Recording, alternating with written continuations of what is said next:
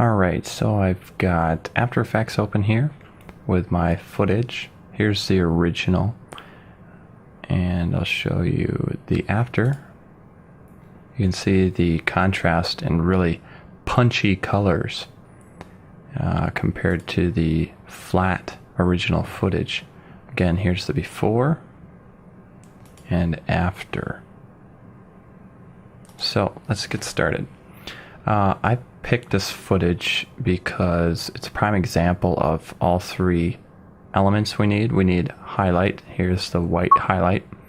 A diffuse highlight, which means it's not blown out. And then the midtone, some gray, neutral gray, and then the shadow down by these tires. And even if your footage doesn't have all three of these elements, the highlights, midtones, and shadows, you still can get by with midtones or even decent highlights, because the human eye tends to only notice color shifts in those brighter areas, the highlights and midtones. So if you have a piece of footage that has a good midtone or a neutral white, then you can use this technique as well. So I've picked the frame. I'm going to go to Composition, Save Frame as Photoshop Layers. And I've called this After Effects Color Correction. No, we're going to go Airplane. We're going to call it the name of my footage. Click Save. We're going to go into Photoshop and bring that PSD in. Alright, so we have the frame in Photoshop, and we're going to go to the color picker, now the eyedropper tool, and right click and make sure it's on 3x3 average, and click again here. Go to the color sampler tool. Now this is going to create three sampling areas for us to correct. And you can see up here in the info panel, as I'm hovering over things, make sure this is displayed. If you don't have it displayed, go up to Window and Info or F8. So you can see here I'm hovering over these areas, and a highlight area, basically we're looking for places that have equal or should be equal values. So as I'm hovering over this here, you can see up here that the red and green are pretty similar, 197, 190, but then the blue is way down to 170. That's okay, because we'll be fixing that, and we know that it should be white. So we're going to sample this area by simply clicking on it. You can see that number 1 there, and this little guy here comes up, and that'll be our highlight box. Okay, we're going to look for our midtone. I've chosen this area on the plane. As you can see, I'm hovering over here up in the info panel. The values, again, red and green are pretty close, but the blue is way off. We'll be fixing that. We know it is and should be gray, so we're going to sample that area. We have a 2 right next to it, and that's this guy here. So we got highlights, midtones. Now we need a shadow area, and generally you don't want cast shadows such as this area here under the plane, because it'll probably have color shifts and reflections and the tan color of the concrete. So we're going to choose this area on the tire. If you're looking up in the info panel, we got 30, 32, and 33. So the shadow areas are pretty good. Not as important because the human eye can't discern that much in the shadow areas, but we're going to color correct it anyways. So we have our 3 sampling areas, 1, 2, and 3, or highlight, midtone, and shadow. So now that we have those in place, we're going to create a new adjustment layer, And you can't see it on the screen here, but it's called curves. And I'll just do it up here. Layer, new adjustment layer, curves, and call it whatever you want. And we're going to go down to each individual channel, since images and videos are generally made up of RGB channels. So here's where the work begins. We're going to hold down Control and click near or exactly on each of these positions. This will create an anchor on the curve for this channel in the highlight area. Okay, well, highlight, midtone, and shadow for the red channel. So for purposes of this tutorial, I'm just going to get near those positions and control click. You can see they're creating anchors up here, and control click. So we have highlight, midtone, and shadow. I'm going to go to the green channel. I'm going to do it again. Control click, and control click. Go to the blue channel. Control click.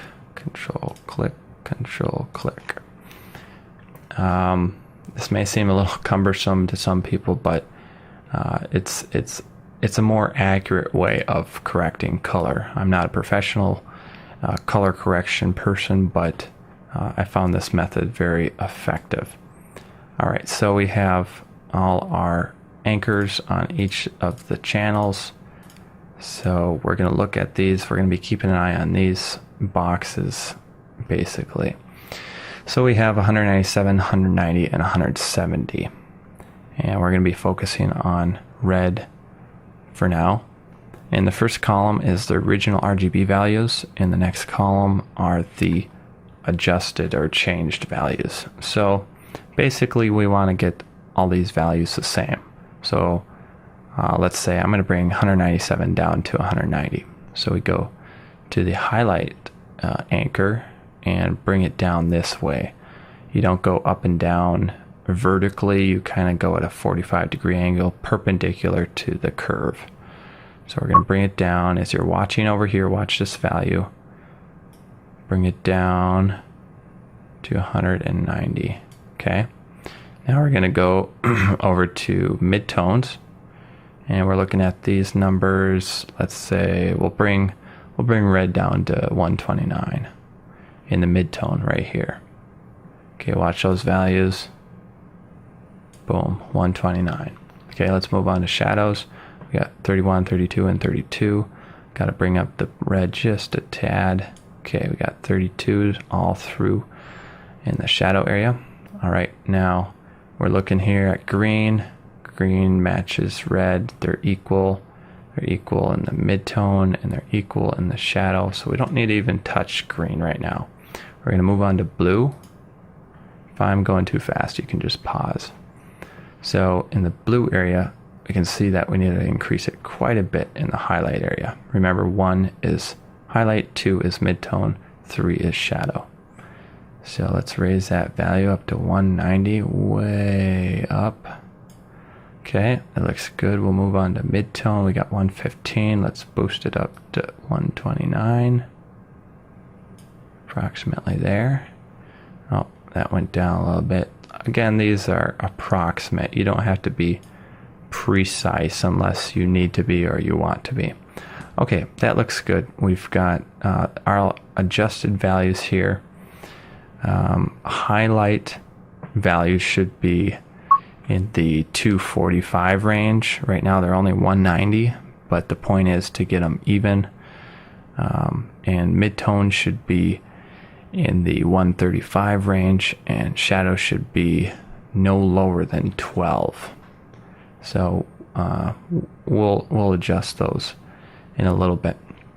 So we're going to click OK, and actually we need to save that, so I'm double click on this adjustment layer. We're going to click on this little guy here and click Save Preset, and I'm going to save it as airplane. Since that's the frame, we're going to go back to After Effects, and we're going to go into the Effects and Presets panel, go under Color Correction, and find the Curves adjustment or effect. Drag it onto your footage and go to your Effect Control panel. And all you have to do is click this little folder and open your curve. Boom. You have your adjusted footage.